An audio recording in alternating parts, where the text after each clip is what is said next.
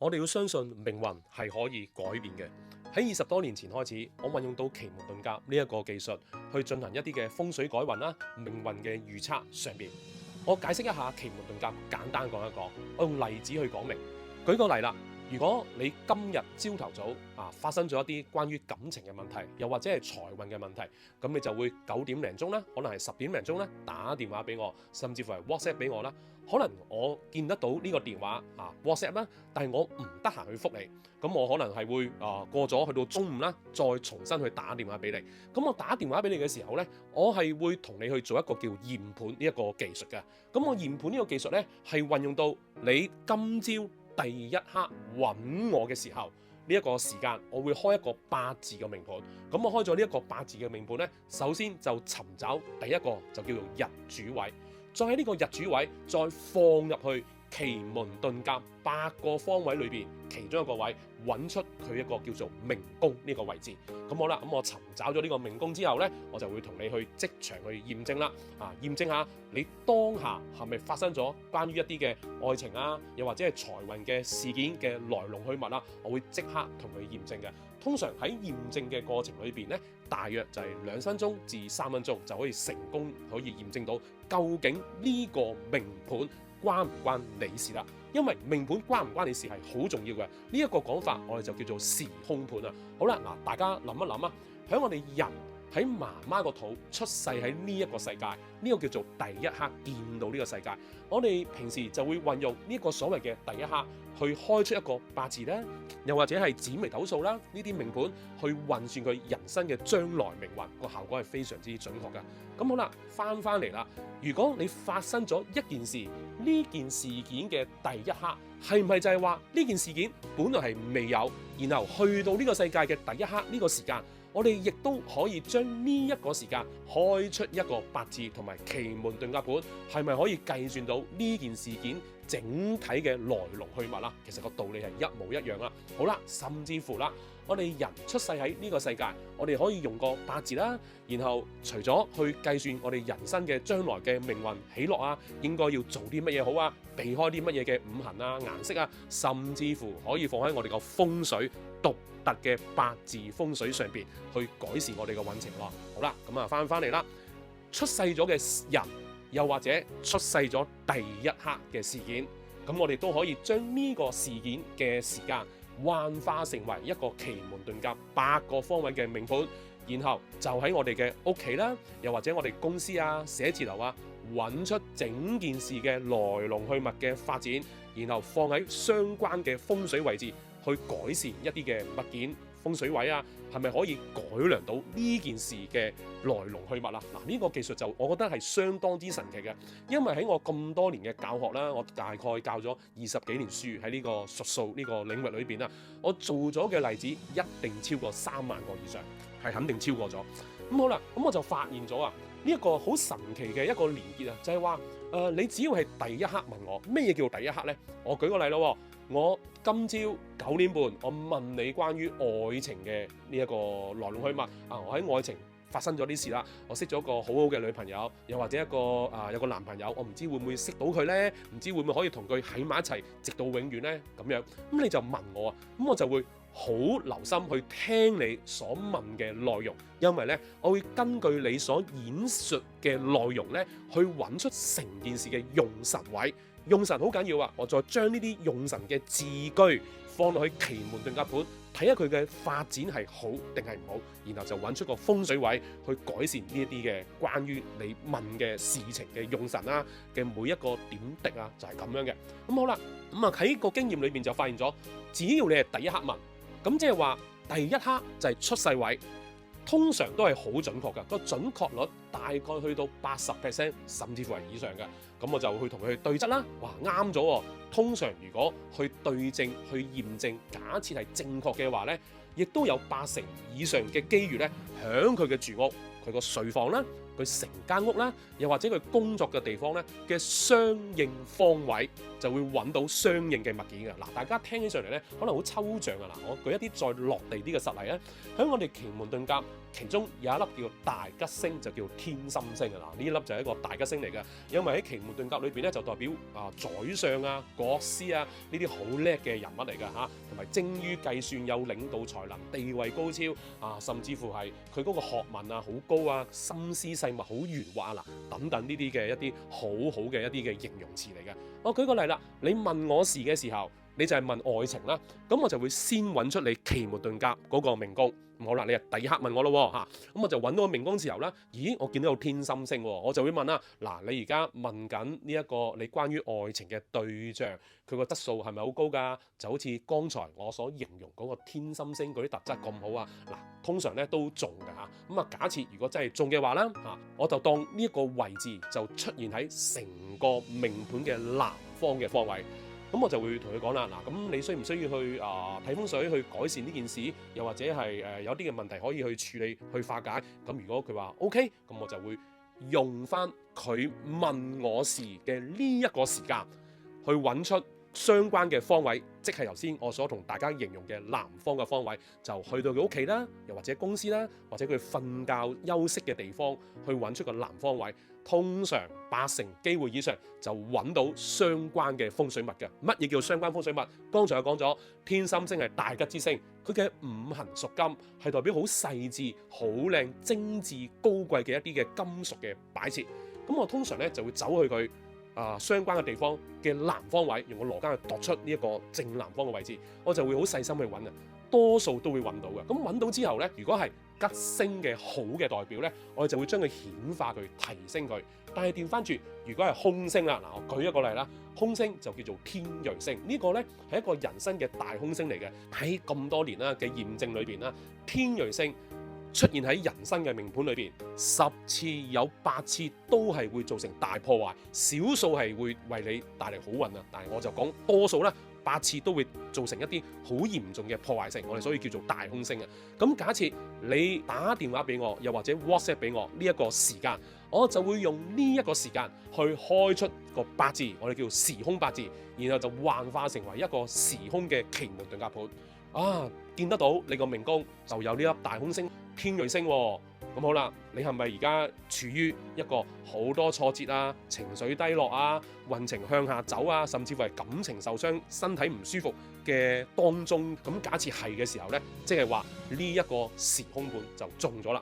咁如果中咗嘅話，我就假設啦，呢個天芮星呢個命宮就喺你嘅西南位 ，OK 嚇。咁我就會去佢嘅屋企啦，或者係工作地方啊，佢休息睡覺嘅地方啊，揾出個西南位，就要揾出相關嘅天芮星所代表嘅風水物件啦，或者唔一定係風水物件啦，一啲嘅擺設啊。天芮星通常係代表住一啲盒啊、罐啊、箱啊、雜物啊、壞嘅物件、藥物等等，呢啲比較係代表咗天芮星呢一種屬土五行嘅特質。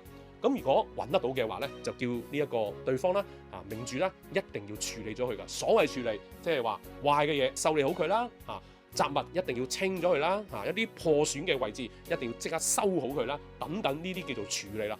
如果佢問嘅事情，我用呢一個時空盤，即係佢第一刻所問嘅事情，我所計到嘅呢個時空嘅八字變成奇門遁甲呢個盤，再揾到佢個方位，再驗證咗係啱咧，然後去處理咗嘅話咧，呢件事係有80%以上嘅機率係可以提升改善嘅。嗱，呢啲就係咁多年嘅運程啊。嗱，當然我唔能夠話一定係可以啦嚇，但係喺個成功率裏邊，亦都係唔少啊，真係一啲都唔少啦。咁好啦，呢一個就係奇門遁甲嘅特質。第二個層面，奇門遁甲係可以計算到好似八字又或者紫微斗數呢種功效，就叫做出生盤啊。八字係可以計到你每年發生嘅事情啦、大運啦，即係10年大運，你個人生嘅命運係點樣啦？其實奇門遁甲係同八字係一齊拼埋嚟用嘅。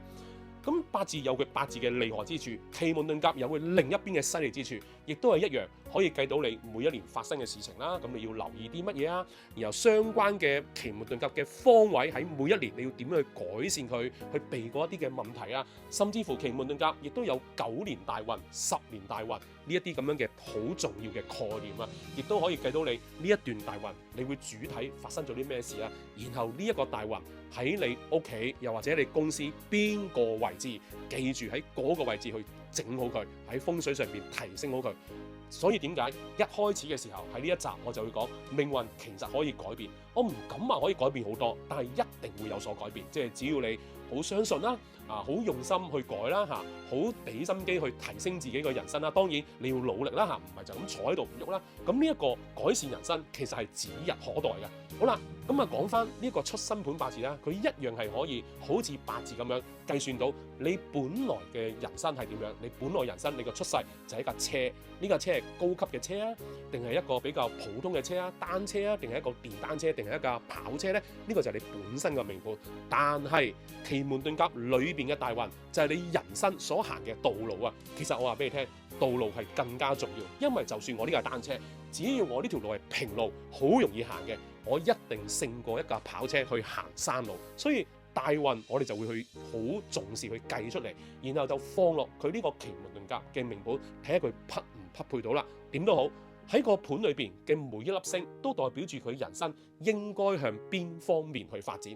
其實呢，我想同大家講，我哋唔可以話我憑我自己個意志，我同個天去鬥，其實唔係咁樣嘅。呢個天其實就係你自己，我哋唔會自己走去同自己去對抗去鬥嘅。我哋要反轉頭係運用翻自己嘅優點嘅特質，記住係特質，然後咧就去贏呢個世界嚇，去行最好嘅路。我唔好話贏啊，用到自己去發揮到最好。咁呢個就真係一個提升運程，甚至乎一個改運嘅大技術啦。咁好啦，我哋繼續再講啦。喺我哋奇門遁甲一個命盤裏邊，我哋分最重要係8個方位。8個方位即係東南西北、東南西南、西北、東北，呢叫做8個方位。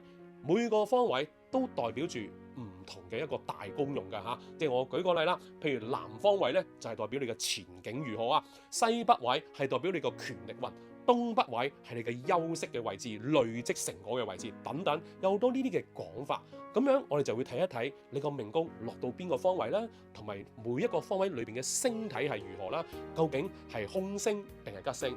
咁有好多同學咧，我教咗咁多年啦，佢會好驚啊！哎呀死啦，我個命宮有好多個空星啊，咁點算咧？嗱，我想同大家講咧，空星吉星你唔運用佢，吉星就永遠係吉星，會為你帶嚟好運。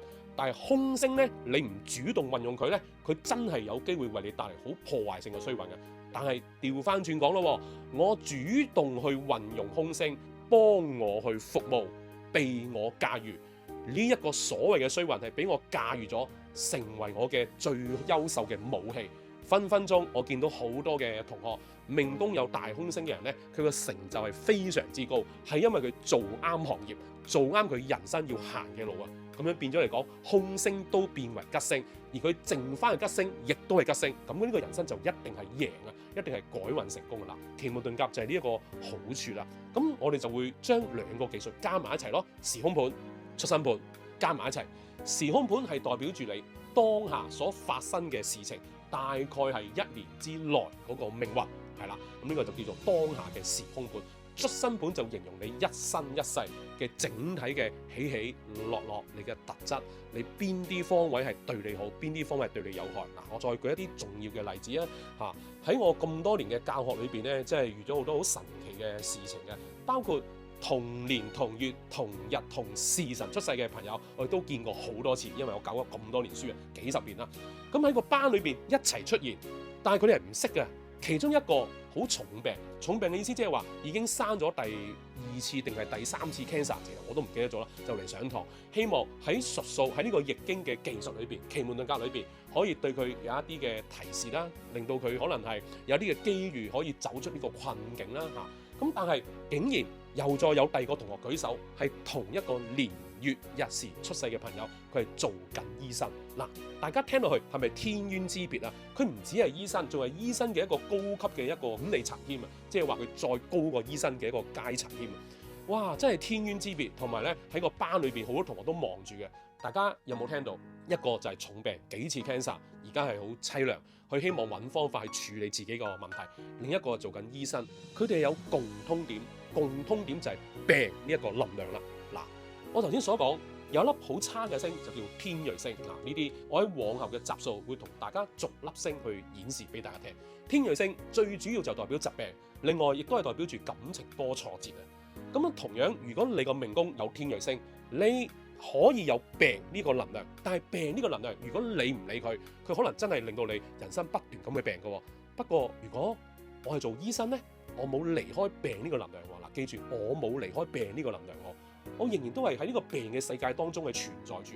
不過我係做醫生，我係每一日去處理唔同嘅病人，我係駕馭緊呢啲病，然後諗方法去搞好佢，治療好呢啲病人。佢一樣冇離開我身邊㗎，不過成為我嘅事業，最後成為我嘅專業同埋成就。而另一位同學，佢個病呢個能量就喺佢身體裏邊發生，因為佢冇運用咗佢啦。你記住啊，有運用同冇運用係兩個世界，都係嗰句説話。吉星你用唔用佢，佢永遠都係會對你好，都係你個貴人，你都係會容易係行好運啊。但係空星你唔運用佢，佢好多時候就搞破壞。但係當你駕馭佢、馴服佢，就好似一隻好勁、好叻嘅黑馬、一隻野馬咁樣。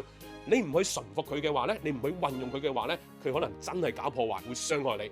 當你駕馭到佢嘅時候咧，就成為你人生嘅大成就啊！所以我第一句講，命運真係可以改變啊！因為我真係太有經驗，包括我自己都係，我啲學生都係啊。咁好啦，咁呢啲如果你改變到嘅話咧，就真係差天同埋同地啦。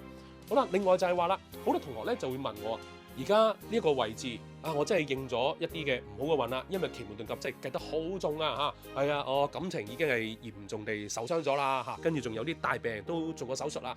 咁好多同學會問我，會唔會再應㗎？嗱，會唔會再應？呢個係一個重點，會唔會再應？首先你應咗，佢有機會應，有機會唔會再出現，係啦，視乎係點樣嘅一個特質呢？我而家呢度就同大家講，因為我剛才同大家演示咗奇門遁甲有8個重要嘅方位，東南西北啦，呢啲叫做方位。而你個大空星落咗邊個方位先？落咗所謂嗰個方位呢，你就一定要避開佢。所謂避開就係話大門口啦，你個睡房啦，盡量就唔好掂到呢個位置。因為如果你個大門口同睡房呢啲係啲好大嘅風水嘅能量嚟㗎，你經常地出出入入，又或者甚至乎你喺自己嘅命盤嘅空星嘅方位度休息瞓覺，你好難講話唔會再應嘅喎。通常係不斷去應嘅喎。呢個就係我嘅經驗啊嚇，咁多年嚟所驗證到嘅一啲嘅重點嘅答案，即係我喺度要同大家去講一講嘅。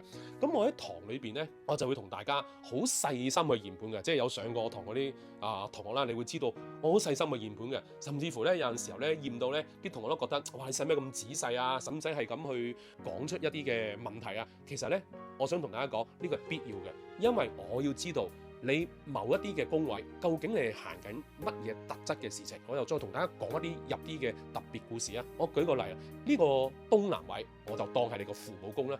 哇！我父母好叻㗎嚇，做大生意揾好多錢嘅同你驗咗啱喎，真係咁樣發生喎。咁我想同你講咧，東南位多數或者係一定係就係你嘅好靚嘅大吉星嘅位置。咁樣呢一個位置，如果係你個門口啦，又或者你個睡房啦，你人生會有呢個東南位所為你帶嚟父母所應驗嘅好運，會俾到你嘅。舉個例，頭先所講，父母好叻嘅，做生意好叻嘅，咁樣我屋企嗰道門就係開喺東南位喎，或者我瞓覺地方喺東南位喎，你會不知不覺你可能會做咗生意。如果你做生意，你個財運都會好好，就好似你爸爸媽媽咁叻，一樣係咁樣嘅。相反啦，如果有一啲位置，我舉個例啦，譬如話，我有個哥哥但係佢個運真係感情好差啦，出咗婚姻嘅問題啦。我舉一個例係咁佢就落咗呢一個叫做西北位，譬如係咁樣啦。咁好啦，喺呢個命盤計到喎，你記住喎，我睇你個命盤已經計到你屋企周圍身邊嘅人發生嘅事喎，呢個就係我喺堂裏邊就經常同大家去即場驗證係即場示範俾你睇嘅。咁好啦，我就當計到啦，西北位，你哥哥係咪婚姻嗰度出咗大問題啊？咦，係喎，計中咗喎。咁好啦，翻嚟你個命盤啦。如果你喺你個住屋、你個公司、寫字樓等等啦，你嘅西北位係你休息嘅地方、坐嘅地方、工作地方，甚至乎最重要就係大門口呢個地方。大門口好重嘅，喺風水學裏邊，大門口係必中嘅位置。咁我想同你講，你亦都會似你哥哥嘅命運，就係感情受傷。呢個準確度極之高。咁所以咧，喺我人生裏邊，我見過奇門遁甲呢啲技術實在太過神奇啦有時候真係，如果你用科學邊會解釋得到啊？冇可能解釋得到㗎咁仲有好多嘅呢啲嘅特性故事啦。咁好啦，所以點解我哋就要趨吉避凶？驗盤揾出我哋8個方位嘅好又或者唔好，然後重用一啲好嘅方位，唔好嘅方位盡量去避開，又或者係化解咗佢。嗱，呢個係一個比較大路嘅一個策略嚟㗎。咁喺奇門遁甲裏邊，我哋仲有一啲叫做水法啦、運籌學啦。嗱，呢啲係一啲比較高級嘅技術啦。水法嘅意思，我大概簡單同大家講一講。我計得到，你係咪而家時空盤又好，出生盤又好？喂，你事業喺今年就遇到一啲嘅挫折，上司好唔中意你，搞到你好多生意都會冇咗。咁樣我計到呢啲位呢，就係東位同埋南方呢一個位置啦。OK， 咁你以後啦，翻到屋企嘅時候呢，嗱，你記住啦。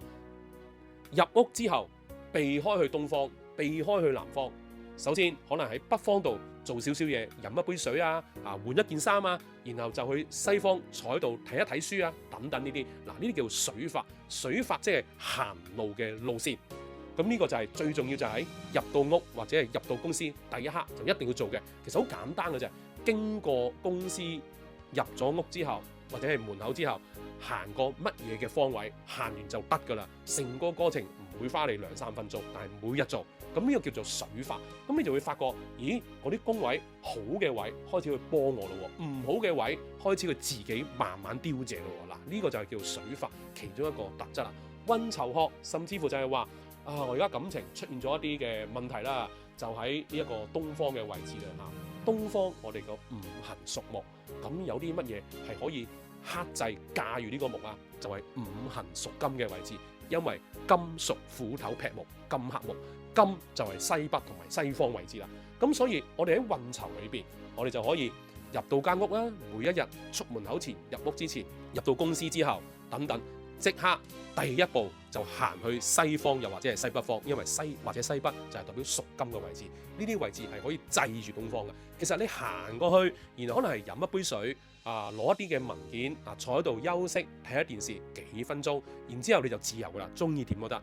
嗱，呢個就係每日去做嘅一個動作，就已經可以喺個水法又或者係運籌學裏邊可以提升你個運程啊。因為你有冇發覺，我係不斷去提示第一刻，例如我哋八字嘅出生盤第一刻啦，運勢嘅第一刻啦，入到屋或者出門口等等，呢啲叫第一刻啦。我成日咁講，因為第一刻就意味住事件嘅出世，我哋只能夠搞個出世，即係個種子之後嘅生長就會靚啊！嗱，呢個就好重要嘅奇門遁甲技術啦。咁好啦，一路講落去啦，睇下大家有冇興趣再聽落去啦。佢都有客家奇門，客家奇門即係我哋一個時辰120分鐘，120分鐘裏邊就有12個10分鐘，每10分鐘就係一個克嚟嘅。嗱，記住啦，所以呢個字叫做客家奇門啊。客家奇門就係話每10分鐘可以開一個奇門遁甲嘅命盤。咁呢個嘅用處咧就都比較係一個突破性啊。嗱，舉個例啦，平時我可能出現一啲嘅宴會啦，會有好多嘅朋友啦嚟問事啦，即係因為問開一個就會好多跟住嚟問㗎嚇。咁但係我冇理由淨係用一個命盤，即係你問我嘅時候，可能就係5點鐘晏晝啦，5點鐘我哋叫酉時。我哋冇理由淨係用一個酉時嘅命盤就講晒咁多朋友嘅命運，冇理由一樣啊嘛，係咪？嗱，呢個叫時空盤啊，時空盤個酉時呢個時空盤啊，5點到7點呢一個，咁我哋就會運用到客家奇門啦。客家奇門就係10分鐘一刻，咁每10分鐘開個盤。假設好多人嚟問事，咁就可以解決呢個問題啦。10個、20個、30個人不斷咁問事，佢嗰個準確率亦都係同大家講，起碼有80% 以上嘅。好啦，嗱，今日同大家分享到呢一度，下集再繼續同大家分享落去，多謝大家。